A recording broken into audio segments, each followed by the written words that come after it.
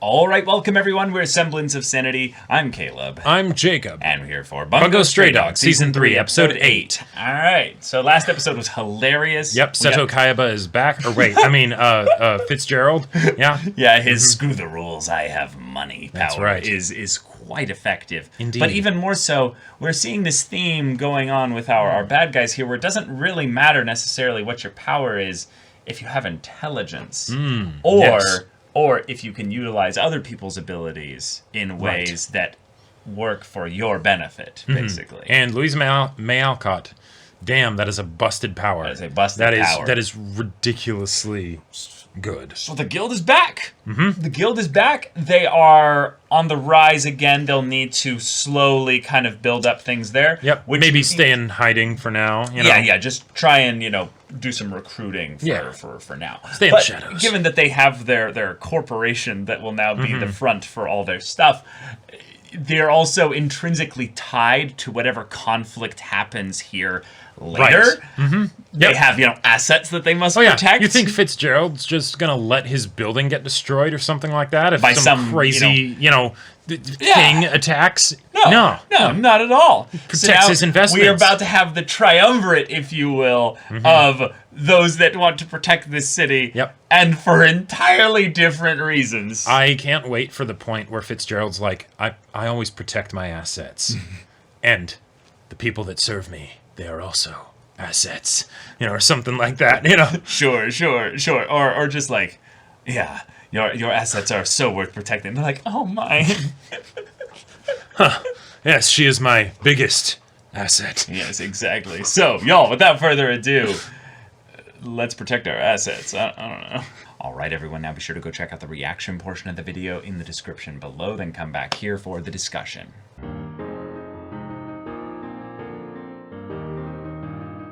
All right, Dostoevsky has made his move. He has. He has set up the Port Mafia and the ADA against each other. And I was kind of surprised at the beginning when he was introduced in the episode, because I'm like, wait, we're so far into the season, like, surely someone as built up as Dostoevsky is, how will we be able to have him actually be in the conflict and not, like, and have it be resolved in a satisfying way by the end of the season? How's that going to work? Well, here's how. We make it so that he turns the ADA and the Port Mafia against each other.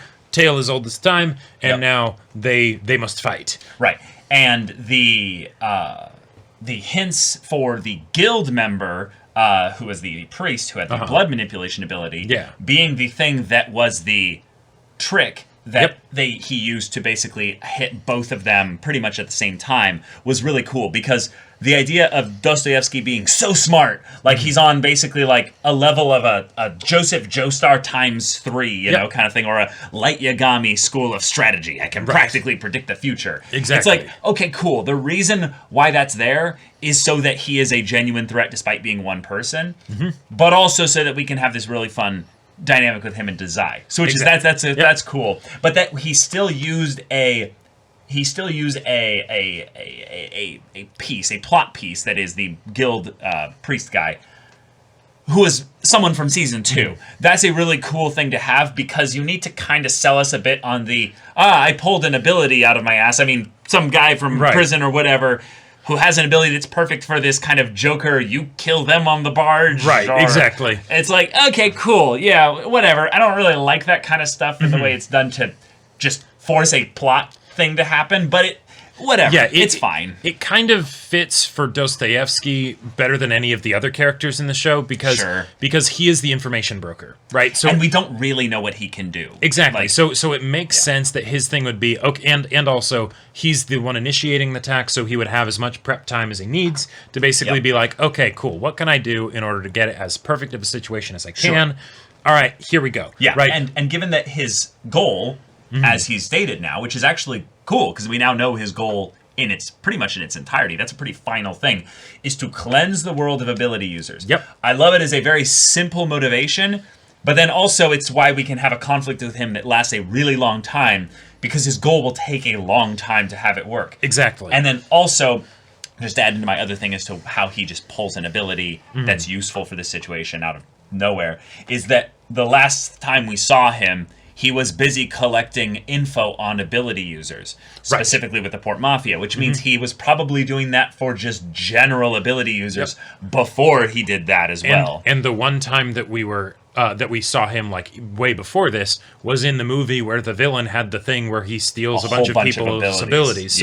So you know, it feels like it's something that it's all loosely connected. It's all loosely connected and basically foreshadowed that this is something that he could do, but still I was less excited about the reveal of, oh, it's this poison ability and all of this stuff, as opposed to, oh, hey, the ABA and the Port Mafia have to encounter each other directly. Yeah, but comparing that to the Scarlet Letter author, that was a much cooler reveal. That was like, okay, that's a fun reveal, right? Yeah. Him jumping on the air is just him manipulating his own blood. Yeah, you know, and then the blood trail being the very easy to identify calling card that Dazai goes, oh, I know exactly who this is. Right, it's exactly. Like, wait, how does he know? And it's like, no, I feel dumb because if I literally looked at our list of people and their abilities, it would have been like, oh, yeah, but for whatever reason, I completely forgot to add him in a while ago. Because we didn't think much of him. Well, no, not because of that. Because, that too. But also because I completely forgot that he didn't die either. Right, yeah, because the girl jumped in the way and saved him, right? Yeah. And also,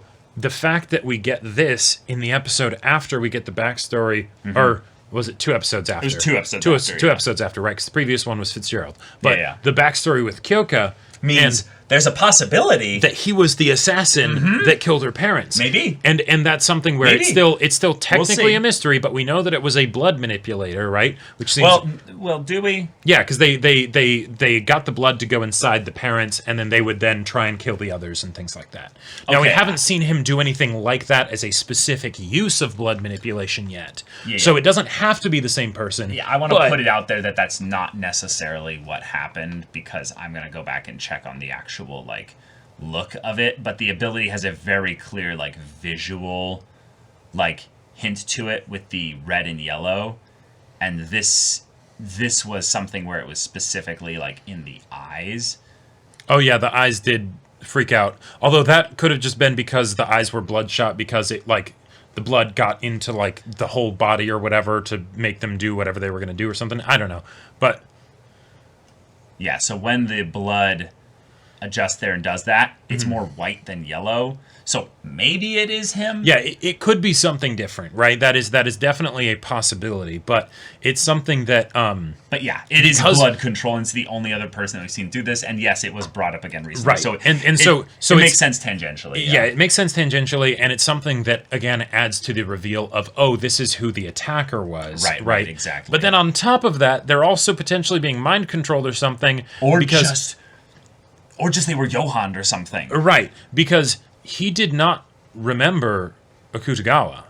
That's kind of a big deal. Yeah, and he's got those wide-eyed, kind of looks there that very much gives the vibe of brainwashing, or of some kind of fear, some kind of overwhelming fear that basically makes it to where his higher forms of thinking are just not there. Right, which is, and the fact that he doesn't remember Akutagawa, that's one thing. But he does remember the woman who was killed, who saved him from Akutagawa, right? Right, exactly. He still has that as a motivation for his actions, at least he thinks, it's that's what's causing him to do the things that he's doing, right? So that's an inherent contradiction with also the mystery of how is this happening. So, right, yeah. Now, it might be that she's the only thing that he remembers from back then because of how important that event was in her saving him, but also his feelings for her. Right. So we'll see in that regard. But yeah, the encounter with Dazai and Dostoevsky was perfect way to quickly set up the stakes for everything. And also to give us a scare of, holy shit, Dazai, the only reason why he didn't kill you is to tell them, but really it's more no, you are the only one that probably gives me joy in this world because you're such a genius. No, yeah, I like that as a secondary reason because with now granted, Dostoevsky didn't get the list of the ADA's abilities, but it wouldn't take too much for him to just do research and figure things out because the ADA is pretty active, so I would think he'd be able to figure some stuff out. And I get the feeling that given Edgar Rampo's abilities, would Dazai even need to deliver the message? like, and we don't even. No, it's okay. This is a thing that I want you all to just take this with just a loving grain of salt. Yeah. This show is not there to make sense 100% of the time. It's there to be cool. It's there to be cool and have a lot of fun. Thus, does it make sense that he keeps Dazai alive? For the reasons that he said, no. But potential character reasons, sure. Character reasons that we have not been made aware of because of maybe their connection or some kind of, relationship connection that they have via just their past, because they do have a past together that hasn't been fully explored yet. That's true. And also just the idea that they're the two super geniuses outside of Edogawa Rampo, which he kind of gets his own special corner that he gets to play in because he's actually a god of information, but he doesn't really use it that much because the plot, exactly, he's a meme character. Right. Yeah, no, but that's kind of a good example. And then even with something like, say, Dazai getting shot, Atsushi and Kyoka finding him after he got shot and deciding to take him to a hospital rather than back to the lady who can instantly just chop some limbs off and then you're healed restored, to full. Right? So, but because but it's like, of course you want to do that from a writing standpoint, because can you imagine how much less interesting this cliffhanger would be if it's just like, and then Dazai's just sitting there, at the front of them, just like, hey Chuya, girl, it's been so long. Want to get dinner after this? It's the kind of thing where, because of the way the story is needing to go, certain things get kind of shuffled around to make the most intense moments happen. Exactly. And it's the kind of thing where we primarily are okay with it because the show is just getting that rule of cool energy and stuff. Of course they fall for the illusion and send all their people because, Yeah. And if they didn't use an illusion, we're just going to be rolling our eyes at the ADA because it's like, wait, you literally showed us multiple times that he's like, well, not only is he there, he's literally like, let's go kill, the Port Mafia's boss. Mm-hmm. He's the one person, actually, that would make it easy to kill the Port Mafia's boss because he has freaking illusions. Yeah. No, watch. And the illusions are there, and they just actually start talking a bunch, and it's actually Ranpo just, changing his voice. Yes! And, he knows exactly what kind of things they would say and stuff. And then the illusion, goes away, because they're long gone by now. And he's just sitting there sipping tea. Right, and he's like... It's like, if you would like your leader to be brought back, they already went and grabbed him. He's now the hostage negotiator, right? Right. They both got each other's leaders hostage, and it's just this thing of where it's like, don't do it, don't do it, I'll do it.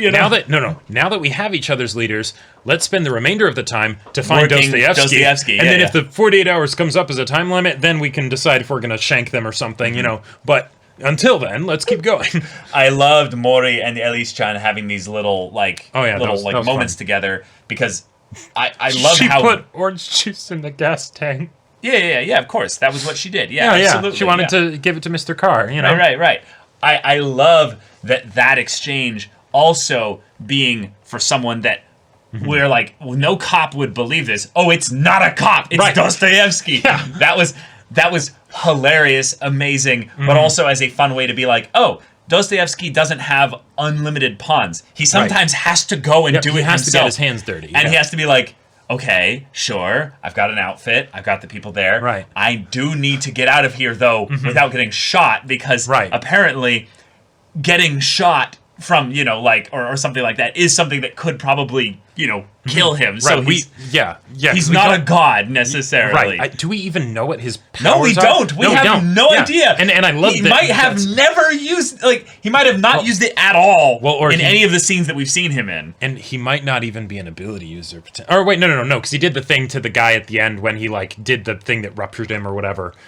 Well, he did something that made him die. Right. Made him die when he was killed, Exactly. But you're right. There would be a fun, twisted way of this in that he's so much like Dazai in that it's just like Dazai, he kind of doesn't maybe have an ability or something. Dazai, or he has a thing that only works on abilities, Right, exactly. Because most of the time, Dazai's just a regular person, and he just makes sure that everyone else is regular people, too. Right. But I love this. This is going to be a lot of fun. I'm curious to see where it goes. I want to see Rampo just go ham in the way that only he can, because I feel like Ranpo is both the most plot breaking of the characters with his Yes, power, absolutely. but at the same time can be totally not plot breaking if it's, you know, because he can't fight, right? Right. So he could just, like, they could have him do all kinds of stuff, but it's like, no, we're not trying to deal with a mystery right now, so you're actually kind of useless, but you will be super entertaining, you know? I want a Orange Boy moment, but for Chuya. Where it's just like, would you like us to show you your college pictures with Dazai, Orange Boy? And he's like, No dare, you bastard! You wouldn't want to find out about Orange, would you? And you know that would just be That would funny. be wonderful. That would be wonderful. But okay, we got a conflict that's set up here. We have a very small number of episodes left in season 3 overall, so this conflict could be something that Just doesn't the end rest in of the season season. 3. Oh, sure. Like, meaning that it continues on, and especially if it's something where it's going to instigate a 48-hour small time period for a war.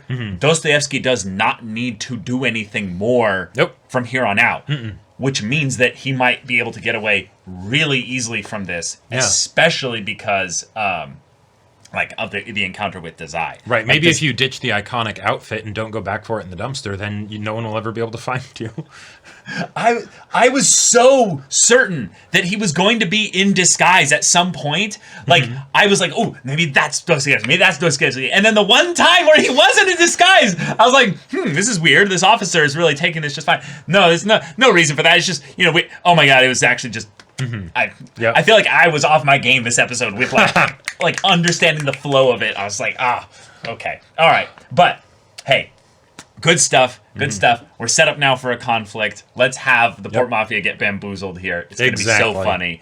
And y'all, thank you so much for watching this episode's reaction and discussion. If you want to see the next episode's reaction and discussion right now, though, go check out the link in the description below. For our Patreon, you can get on early access there. You can watch full-length timer reactions there, and all this comes with Discord access, so you can chat with us in the community there about this show, about anime in general, and also be sure to check out our Twitch channel. We stream every weekday. The info's in the description. Yeah, so if any of that interests you, we'll see you there. But until then, we're Semblance of Sanity. I'm Caleb. I'm Jacob. And we'll see you all next time.